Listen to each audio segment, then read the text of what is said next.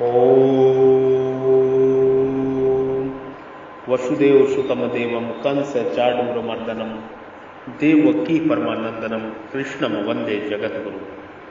जो शत्रु और मित्र में तथा मान अपमान में सम है और शीत उष्ण शरीर की अनुकूलता प्रतिकूलता तथा सुख दुख मन बुद्धि की अनुकूलता प्रतिकूलता में सम है एवं आसक्ति रहित है और जो निंदा स्थिति को समान समझने वाला मननशील जिस किसी प्रकार से भी शरीर का निर्वाह होने न होने में संतुष्ट रहने के स्थान तथा शरीर में ममता आसक्ति से रहित और स्थिर बुद्धि वाला है, वह भक्ति मान मनुष्य मुझे प्रिय है।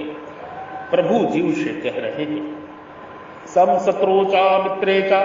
यहाँ भगवान ने भक्त में व्यक्तियों के प्रति होने वाली क्षमता का वर्णन किया है। सर्वत्र भगवत बुद्धि होने तथा राग दोष से रहित होने के कारण सिद्ध भक्त का किसी के भी प्रति शत्रु मित्र का भाव नहीं रहता।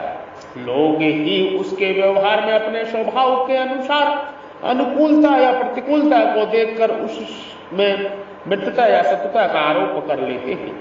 साधारण लोगों का तो कहना है ही क्या है, सावधान रहने वाले साधकों का भी उस सिद्ध भक्त के प्रति मित्रता और शत्रुता का भाव हो सकता है, परंतु भक्त अपने आप में सदैव पूर्णता सम रहता है। उसके हृदय में कभी किसी प्रति शत्रु मित्र का भाव उत्पन्न नहीं होता। मान लिया जाए कि भक्त के प्रति शत्रुता और मित्रता का भाव रखने वाले दो व्यक्तियों में धन के बंटवारे से संबंधित कोई विवाद हो जाए और उसका निर्णय करने के लिए भक्त के पास आए, तो भक्त धन का बंटवारा करते समय शत्रु भाव वाले व्यक्ति को कुछ अधिक और मित्र भाव वाले व्यक्ति कुछ कम धन देगा।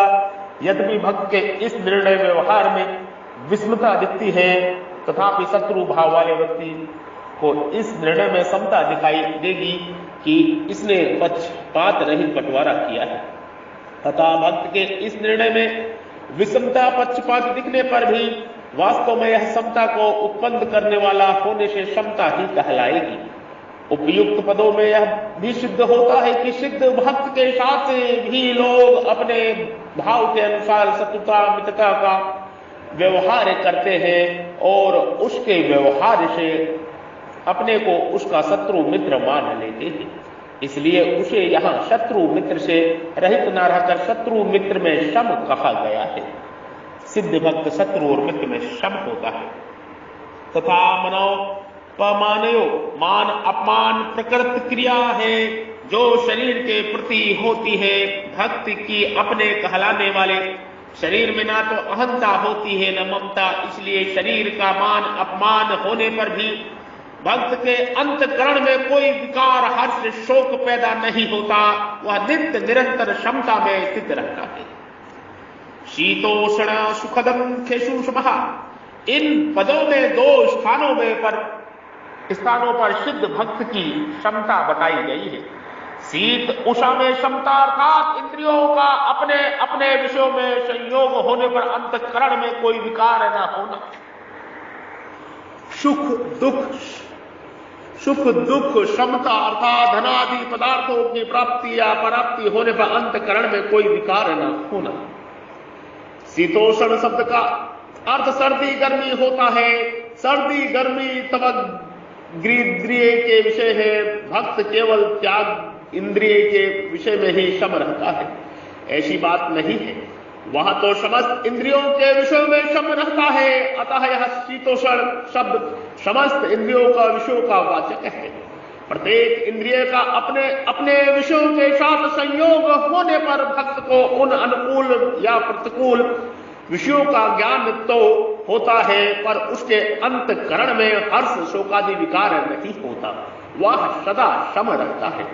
साधारण मनुष्य धनादि अनुकूल पदार्थों की प्राप्ति में सुख तथा प्रतिकूल पदार्थों की प्राप्ति में दुख का अनुभव करते हैं, परंतु उन्हीं पदार्थों के प्राप्त होने अथवा न होने पर सिद्ध भक्त के अंतकरण में कभी किसी मात्र भी राग देश हर्ष शोकादि विकार नहीं होते। वह प्रत्येक परिस्थिति में सम रहता है। सुख दुख में सम रहने तथा सुख दुख से रहित होने दोनों का गीता में एक ही अर्थ प्रयोग हुआ है। सुख दुख की परिस्थिति अवश्य भावी है, अतः उसमें रहित होना संभव नहीं है। इसलिए भक्त अनुकूल तथा प्रतिकूल परिस्थितियों में सम रहता है। हाँ, अनुकूल तथा प्रतिकूल परिस्थितियों को लेकर अंतःकरण में जो हर्ष शोक होते हैं उनसे रहित हुआ जा सकता है। इस दृष्टि से गीता में जहां सुख दुख में सम होने की बात आई है, वहां सुख दुख की परिस्थितियों में सम समझना चाहिए, और जहां सुख दुख से रहित होने की बात आई है, वहां अनुकूल तथा प्रतिकूल परिस्थितियों में प्राप्ति होने वाले हर्ष शोक से रहित समझना चाहिए। संगा विवर्जितः, संग शब्द का अर्थ संबंध, संयोग तथा आसक्ति दोनों ही होते हैं।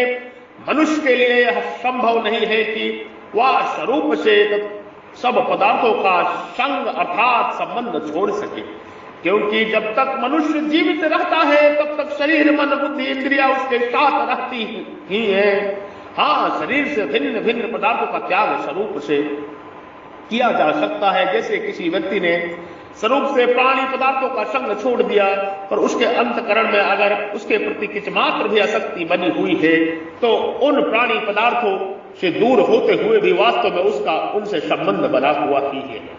दूसरी ओर अगर अंतकरण में प्राणी पदार्थों की किंच मात्र भी आसक्ति नहीं है, तो पास रहते हुए वास्तव में उनसे संबंध नहीं है। अगर पदार्थों का स्वरूप से त्याग करने पर ही मुक्ति होती, तो मरने वाला हर एक व्यक्ति मुक्त हो जाता, क्योंकि उसने तो अपने शरीर का भी त्याग कर दिया है। परंतु ऐसी बात नहीं है। अंतकरण में आसक्ति रहते हुए शरीर का त्याग करने पर भी संसार का बंधन बना रहता है। अतः मनुष्य को संसारिक आसक्ति ही बांधने वाली है, ना कि संसारिक प्राणी पदार्थों का स्वरूप से संबंध। आसक्ति को मिटाने के लिए पदार्थों का स्वरूप से त्याग करना भी एक साधन हो सकता है, किंतु खास जरूरत आसक्ति का श्रोता त्याग करने की है। संसार के प्रति यदि किंच मात्र भी आसक्ति है, तो उसका चिंतन अवश्य होगा। इस कारण वह आसक्ति साधक को क्रमश कामना क्रोध मूढ़ता आदि की प्राप्त कराती हुई उसे पतन के गर्त में गिराने का हेतु बन सकती है। गीता दूसरे अध्याय का 63वां श्लोक, भगवान ने दूसरे अध्याय के 59वें श्लोक पर परम दृष्टवा निवृत्त है पद से भागवत प्राप्ति के बाद आसक्ति की श्रद्धा निवृत्ति की बात कही है। भागवत प्राप्ति से पहले भी आसक्ति की निवृत्ति हो सकती है, पर भागवत प्राप्ति के बाद तो आसक्ति श्रद्धा निवृत्त हो ही जाती है। भागवत प्राप्त महापुरुष में आसक्ति का श्रद्धा अभाव ही होता है, परंतु भागवत प्राप्ति से पूर्व साधना अवस्था में आसक्ति का श्रद्धा अभाव होता ही नहीं, ऐसा नियम नहीं है। साधना अवस्था में भी आसक्ति का श्रद्धा अभाव होकर साधक को तत्काल भागवत प्राप्ति हो सकती है। गीता 5वें अध्याय के 21वां और 16वें अध्याय का 22वां श्लोक, आसक्ति तो परमात्मा के अंश शुद्ध चेतन में रहती है और ना जड़ प्रकृति में ही। वह जड़ और चेतन के संबंध रूप में पन की मान्यता रहती है। वही आसक्ति बुद्धि मन इंद्रियों और विषयों पदार्थों में प्रतीत होती है। अगर साधक के मैं पन की मान्यता में रहने वाली आसक्ति मिट जाए, तो दूसरी जगह प्रतीत होने वाली आसक्ति स्वतः मिट जाएगी। आसक्ति का कारण अविवेक है। अपने विवेक को पूर्णता महत्व न देने से साधक में आसक्ति रहती है, भक्त में अविवेक नहीं रहता, इसलिए वह आसक्ति से सर्वथा रहित होता है। अपने अंशी भगवान से विमुख होकर भूल से संसार को अपना मान लेने से संसार में राग हो जाता है, और राग होने से संसार में आसक्ति हो जाती है। संसार से माना हुआ अपनापन सर्वथा मिट जाने से बुद्धि शम हो जाती है। बुद्धि के शम होने पर स्वयं आसक्ति रहित हो जाता है। वास्तव में जीवन मात्र की भगवान के प्रति स्वाभाविक अनुरक्ति प्रेम है। जब तक संसार के साथ भूल से माना हुआ अपनेपन का संबंध है, तब तक वह अनुरक्ति प्रकट नहीं होती। प्रतीत संसार में आसक्ति के रूप में प्रतीत होती है। संसार की आसक्ति रहते हुए भी वस्तु भगवान की अनुरक्ति मिटती नहीं। अनुरक्ति के प्रकट होते ही आसक्ति सूर्य का उदय होने पर अंधकार की तरह सर्वथा निवृत्त हो जाती है। ज्यों ज्यों संसार से विरक्ति होती है, त्यों भगवान में अनुरक्ति प्रकट होती है। यह नियम है कि आसक्ति को समाप्त करके विरक्त स्वयं भी उसी प्रकार शांत हो जाती है, जिस प्रकार लकड़ी को जलाकर अग्नि। इस प्रकार आसक्ति और विरक्त के न रहने पर स्वतः स्वाभाविक अनुरक्ति भागवत प्रेम का स्रोत प्रवाहित होने लगता है। इसके लिए किस मात्र भी कोई उद्योग नहीं करना पड़ता। फिर भक्त सब प्रकार से भगवान के पूर्ण समर्पित हो जाता है। उसकी संपूर्ण क्रियाएं भगवान की प्रियता के लिए ही होती हैं। उससे प्रसन्न होकर भगवान उस भक्त को अपना प्रेम प्रदान करते हैं। भक्त उस प्रेम को ही भगवान के ही प्रति लगा देता है। इससे भगवान और आनंदित होते हैं तथा पुनः उसे प्रेम प्रदान करते हैं। भक्त पुनः उसे भगवान के प्रति लगा देता है। इस प्रकार भक्त और भगवान के बीच प्रतिक्षण वर्तमान प्रेम के आदान प्रदान की यह लीला चलती रहती है। ओम श्री परमात्मा नमः। ये ब्रह्म ज्ञान है, ये महान ज्ञान है। ये स्वयं के स्वरूप में स्वयं का दर्शन का ज्ञान है, मोक्ष मुक्ति का ज्ञान है। स्वयं के स्वरूप में स्वयं का दर्शन, यही ब्रह्म ज्ञान है। गाय, गंगा, ज्ञात्री, जल, जंगल और जमीन इस तरह के मूल प्राण तत्व हैं। इनकी रक्षा सुरक्षा प्रत्येक मनुष्य का, प्रत्येक जीव का कर्तव्य ही नहीं, महान कर्तव्य है। महर्षि बद्र का आश्रम से जुड़े, जो जहां है वहीं से जुड़े और जोड़े और मोक्ष की ओर आगे बढ़े।